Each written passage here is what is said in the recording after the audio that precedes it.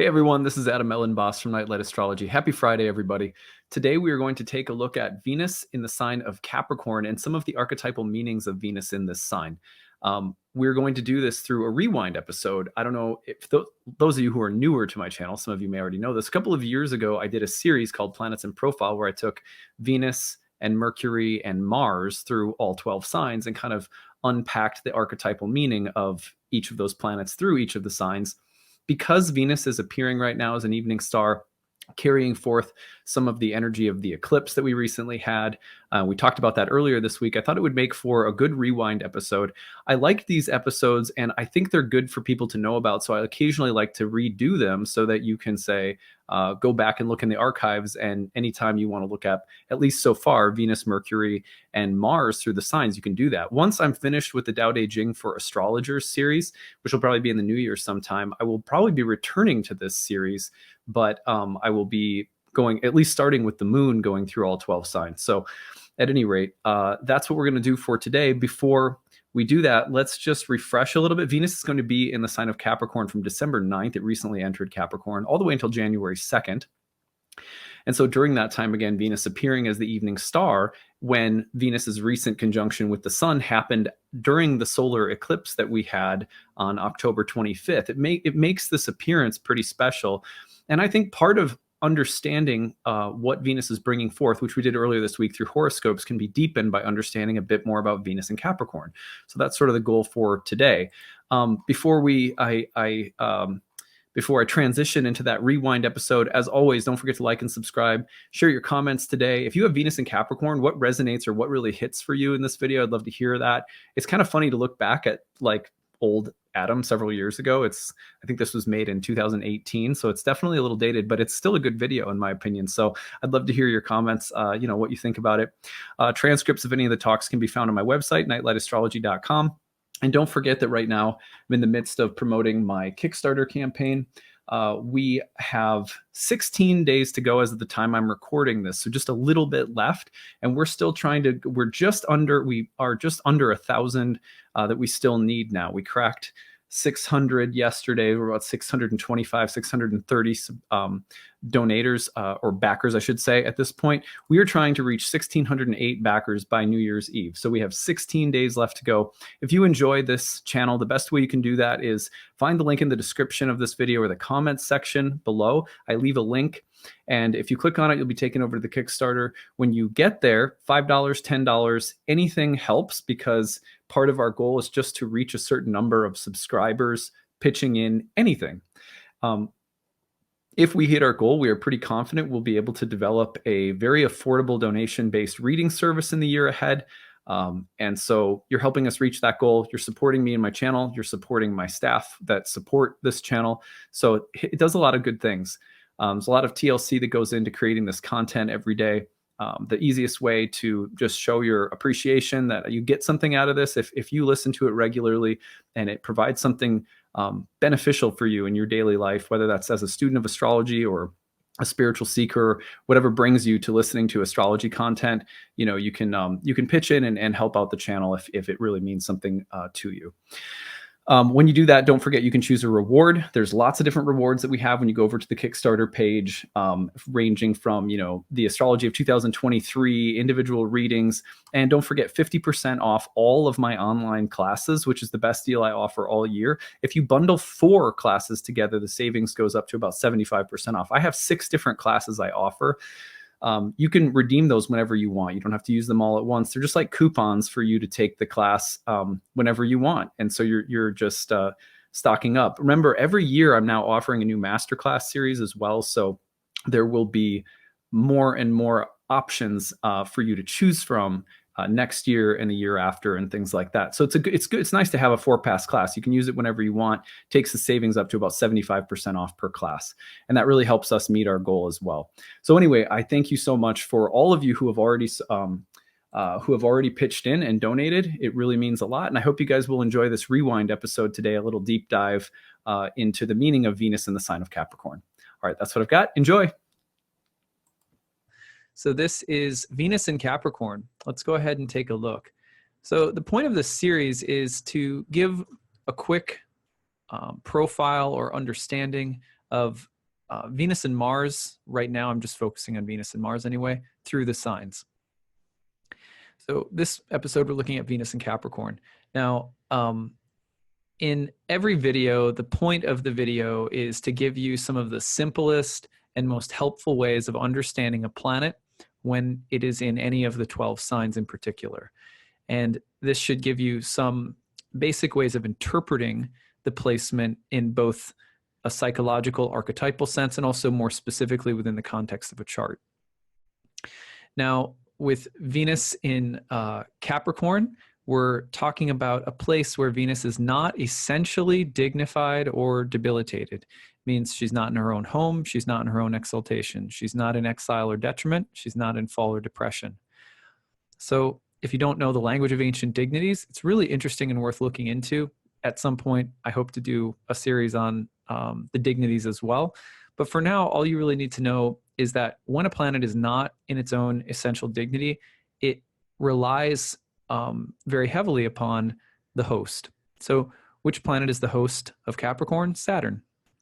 Saturn rules both Aquarius and Capricorn, but Capricorn in particular is the feminine domicile of Saturn, the feminine home of Saturn. Masculine home is Aquarius. Every planet has both the feminine and masculine rulership. You could think of them as yin or yang, So when you have Venus in Capricorn, first of all, it's the goddess hanging out in the feminine tropical earth sign of Saturn.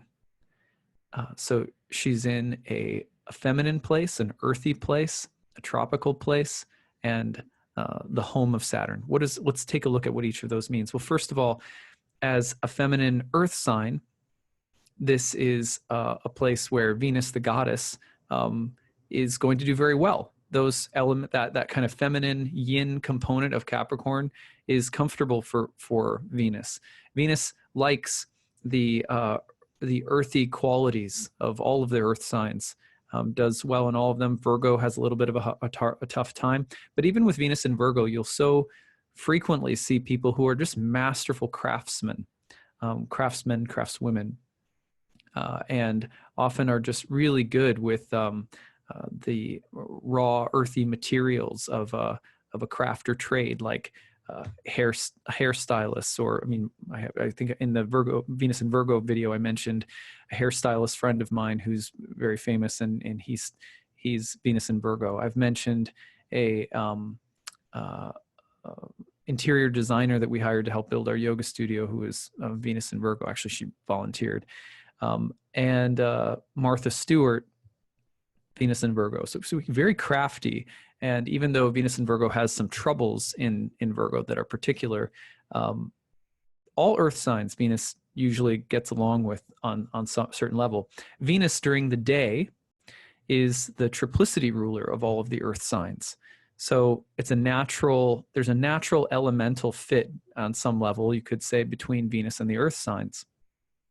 The earth is sensual. The earth is naturally produces beautiful things, and is very sensual. It engages all five of the senses. These are things that Venus is associated with: the harmony of the senses, pleasing and pleasing environments, and the topic of making things out of the raw materials that are beautiful or pleasant.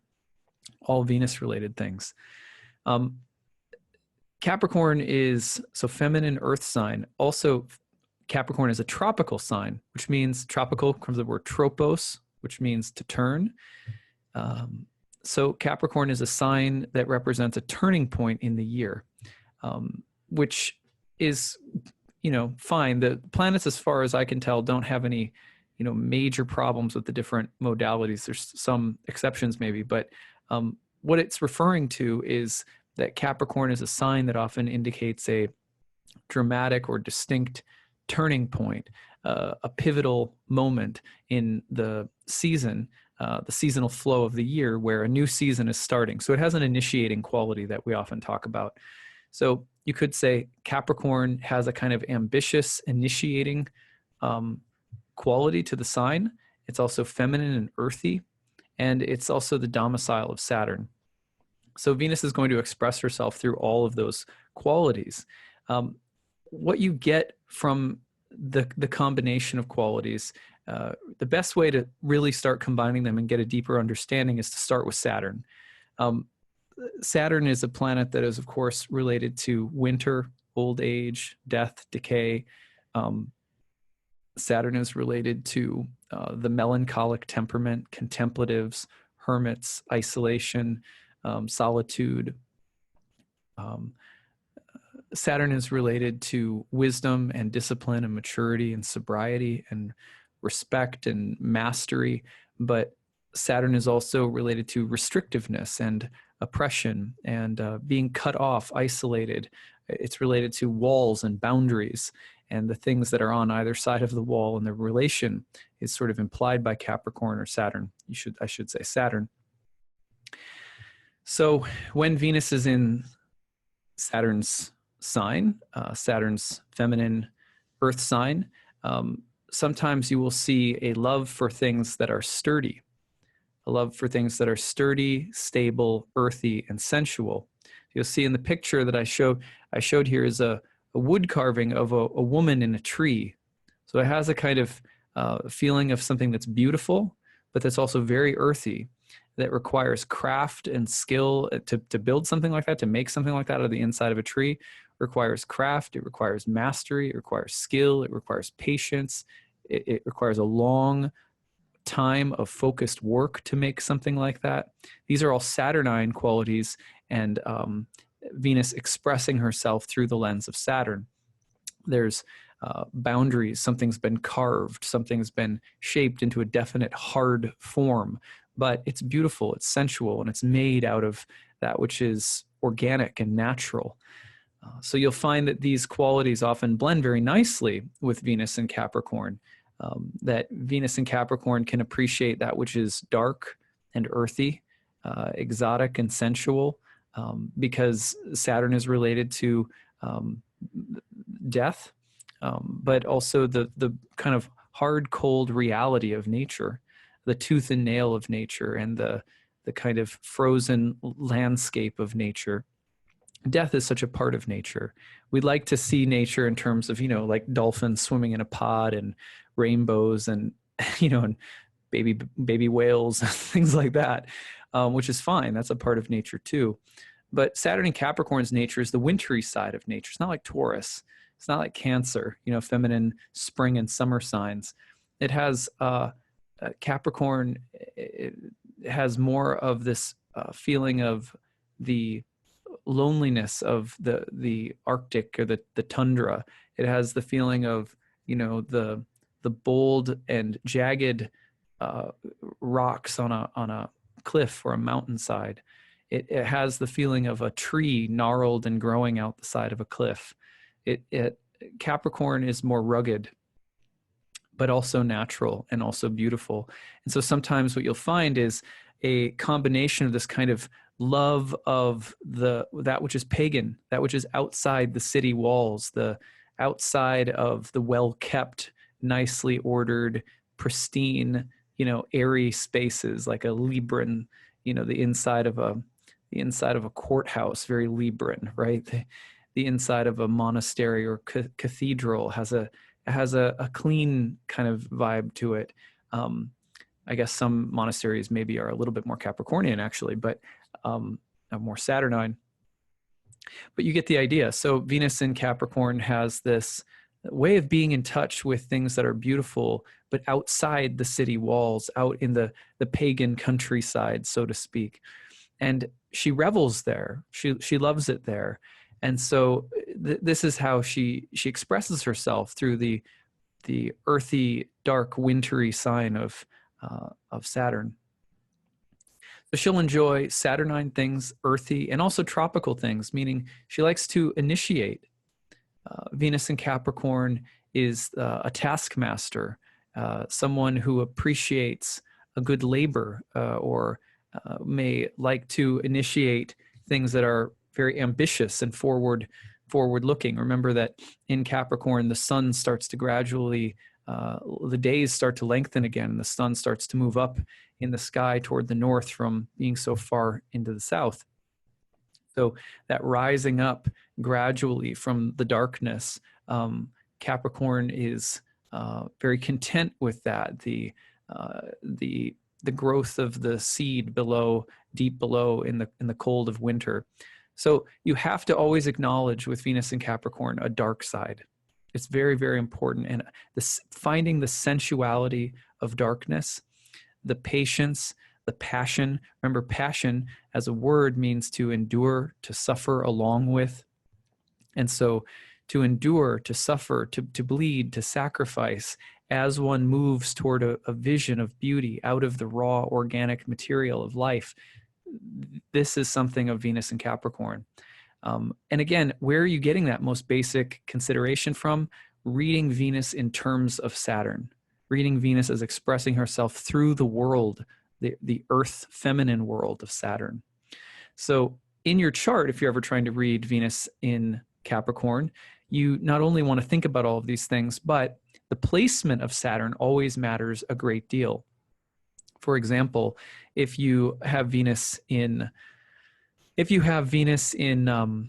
Capricorn, but in your birth chart, Saturn is in Sagittarius, right? Or Saturn is in, Gemini or something like that. Wherever Saturn is located in your chart, that's going to give you specific information about how the host provides raw material for Venus. So Venus naturally signifies love, relationships, beauty, harmony, cleanliness, the goddess, women. Wherever she's at in the chart, she's going to want to signify those things. But if she's in another house, you got to consider the house topics. If she's in the domicile of another planet, you have to consider not only that planet in terms of how she expresses herself, like we've just mentioned, but you also have to consider where is Saturn in the chart, because Saturn's going to provide for Venus as though Venus is his house guest. So let's say Saturn is in your 10th house. Whatever Venus signifies, she's going through the lens of Saturn, and she's going to, something about your work, let's say, or your career is going to feed into what Venus is trying to signify in her own position in the chart. So you always, always, always have to think about doing some blending work with whatever the host planet is providing your significator with. In this case, Venus in Capricorn, again, would be provided for by Saturn. Saturnine challenges that Venus in Capricorn can run into are, the kinds of difficulties that Venus in Capricorn can encounter in Capricorn have to do with Saturnine challenges. For example, let's look at some of the people on our list. So Frank Sinatra, right? A classic beauty. Do you know what I mean? He has that like an aged wine feeling to him, like the sort of the classic entertainer. There's something so aged and wise and mature and beautiful and timeless, and it has that feeling of kind of it's both. I say timeless. What I mean is it has that feeling of being like a classic. That's the golden age of Saturn that enshrines things that are so beautiful and grants their legacy some kind of immortality. So Frank Sinatra. However, what did Frank Sinatra say about Elvis? He condemned Elvis for being, too sexual. So Frank Sinatra condemned what he thought of as too sexual from Elvis. However, he praised, it was George Harrison from the Beatles, for Something in the Way She Moves, saying it was like one of the best love songs ever written. He had a way of, I only like what feels to me like it's mature, sober, serious, down to earth. Not a lot of tolerance sometimes for that which is, more avant-garde or outside of the box. Sometimes within the walls, within what I think of as, and if there's anything that feels too frivolous or loose or whatever, then sometimes there's a problem. And this can lead to a kind of repression with Venus in Capricorn, being too tight about what one considers, beautiful. On the other hand, you have people like Bjork, who is like the definition of like a pagan wilderness, a sort of pagan wilderness musical goddess, is so dark, but so etheric. And that's a Venus in Capricorn as well. But you also have the potential for some degree of obsessiveness with darkness. For example, David Lynch, who I'm not suggesting this is bad. David Lynch is definitely, like, all of his artwork is really dark. David Lynch, who did Twin Peaks, if you don't know, he's done a lot of things, but Lost Highway, for example. David Lynch has a real kind of morbid, dark imagination, and that's what he's known for. But sometimes it can kind of stay in that dark, this is sort of dark, barren, treed wilderness vision of beauty, and the kind of otherworldly, the sort of. Don't never forget that Capricorn, by the way, is an enigmatical sort of mythic sign, and that the constellation image is that of a mythical creature, a sea goat. There's something about these Venus and Capricorn individuals like Bjork and David Lynch, for example, where it's actually like way off the map. It has this feeling of being the need to be defiant. Like, remember the wall, the idea of Saturn and walls. Either you're inside the wall, timeless beauty, Frank Sinatra, or you're like, I'm out in the wild wilderness on the other side of the wall. And it can kind of go between those extremes. You could get stuck in the pagan dark wilderness landscape, exotic, dark, alien, other, beautiful, rich, mysterious Capricorn. Or on the other side, you can come into like the classic. How about James Dean? Another classic beauty. Of course, James Dean's sexuality was definitely more on the outsider status. Walt Disney, right? A perfect little kingdom of happy, beautiful, traditional, sort of a legacy, but it was also very, for his day, it was very imaginative and otherworldly.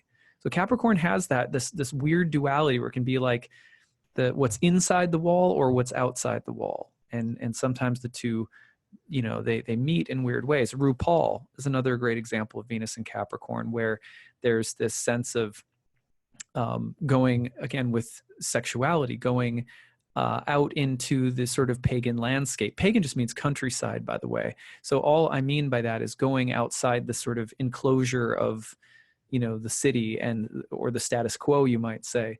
Is an interesting relationship back and forth between the two, though, because often the Venus and Capricorn people want to be known and they want to have a legacy for being dark or for being outside the status quo. There's still a real kind of, think of the ambitiousness that's there in that Saturn ruled sign. And also Dostoevsky, who was, dark, I think he was Russian, if I remember correctly, Russian novelist. I had to read Crime and Punishment in one of my grad degrees, and I think we read The Brothers Karamazov. But at any rate, heavy stuff, and often themes of isolation, alienation, loneliness, murder. But he managed to draw out this kind of existential beauty in the midst of it. Britney Spears is an example of the cookie cutter. I'm going to do Disney Club. I'm going to do fashion shows as a kid. I'm going to, mom really put her in and up to all of this stuff. But as an adult, of course, she then struggled to I got to break out of all of this. I've got to, I really need to get outside of the box of these, this kind of enclosure of being like the perfectly traditional, blonde-haired, blue-eyed, singing, dancing, successful young girl thing. And that kind of drove her nuts, actually. And you remember part of when she had one of her mental nervous breakdowns, I believe she shaved her head. This is also very Venus and Capricorn. Steve Jobs, it's very similar to Walt Disney kind of character, where there's this desire for something fantastic and amazing and sort of outside the box. But also the desire to keep it in, close it off, define your legacy, and make sure it's like rock solid, right? So, if you have Apple products, there's this weird way in which it's like a little isolated world. And that's very much like Walt Disney. It's like, here's my little empire, and the empire is full of my magic and my fantasy, but it's my little closed off world. That's Venus and Capricorn as well. So these are just some different things to think about, where you can go to the extremes on either side with Saturn, with Venus in a Saturn ruled sign, where Saturn can be either side of the wall that keeps one in or that blocks one out, the need to go outside the wall, the desire still to make things structured and solid and sort of exalted, and a lot of pride around status and things like that. So I hope that you've enjoyed this. That's where I'll leave it. Okay, everyone, thanks for listening and take care.